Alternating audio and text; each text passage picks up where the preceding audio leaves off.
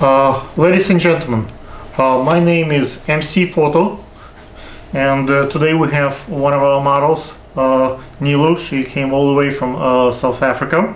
Yes. And let's hear what kind of credibility things you have to your name. What makes you a model? Okay, what makes me a model? First of all, I don't want to lie. I won't say I started doing modeling at the age of 5. I just started doing modeling this year, early January. As an immigrant, a lot of people know that it's very difficult to get a job. So I decided I was at home. I have a 5-year-old son, so I was at home and taking care of him, and I thought, let me just go on the internet and do some research to find something to do because staying home is boring. Right. So I went to modeling agencies. I did some few research on that, and what happened is I got a call from a modeling agency. I went to it, but then sadly enough, it doesn't help with anything.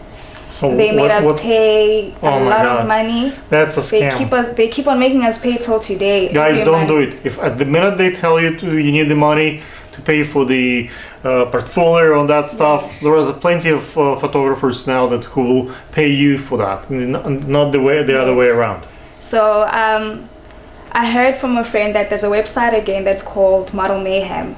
So I went to that website, put my pictures there, and that's when I started to get calls and paid gigs. Nice. Until today, that goes very well for me. And yes, so I've been doing this for a year, and I'm loving it. Nice. Yeah. So let me ask you a couple of questions. We kind of discussed what poses and facial expressions works for you. What do you think?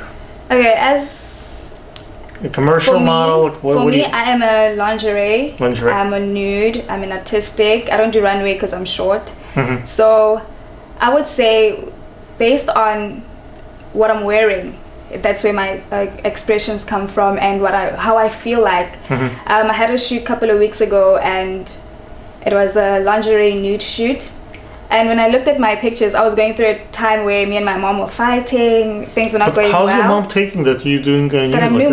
Well, she doesn't know that I don't do nude modeling. Okay. But she knows that I do lingerie modeling. Okay. So in that shoot, I looked at my pictures and I can see the pain that I'm going through. And so when you do a photo shoot, it's what you feel, it's expressions, it's your feelings, it's what you're thinking. It's not just standing in front of a camera and smiling. It takes a lot of measures of home. It's not like bring your personal business to work, but then it joins when you in talk with the photographer, do you need constant contact, or you need direction, or you like to leave alone to do your own thing? Like, how do you interact? What's the best way? Usually photographers will tell me like once or twice, okay, pose like this, pose like that. Once I'm used to the photographer working together, then I become comfortable and I just do whatever I feel like doing, and they love it. Okay. Yes.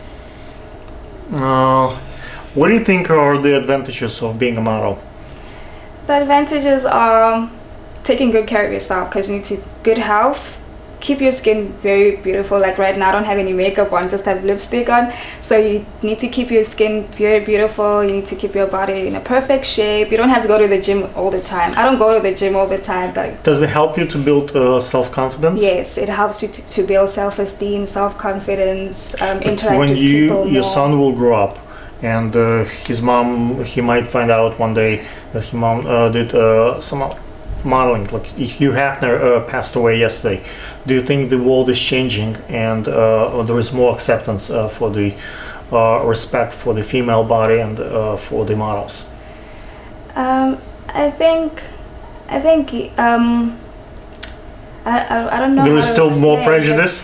Yes, because for instance, male models can take pictures and they just wearing their underwears. So I don't think it's bad enough for women. If you feel comfortable in your body, then wear it as you would wear any attire. Wear it as you're wearing a dress, as long as you feel comfortable in your skin. What's the key, like, when you decide to shoot with a photographer, that, to make sure that someone will not rape you or will offend you? Like, how do you look for the key questions, what they say on Model Mayhem, not to get in any scams? Okay, what I look for, I go to their portfolio, their profile. I look for their credit. What if it's a fake profile? What if it's those pictures from someone else? What if it's all scam? How do you know? That's a good question. I would say.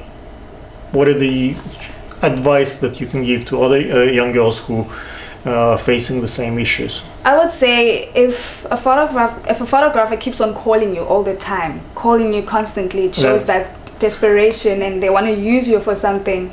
If you call just once or email, so the best advice is never give out your number the second time you interact with a photographer. Either email or stick to Model Mayhem. But when we spoke, at some point you gave me a number. What makes you trust me or not trust me? Like, what's the how did you decide that you want to interview with me?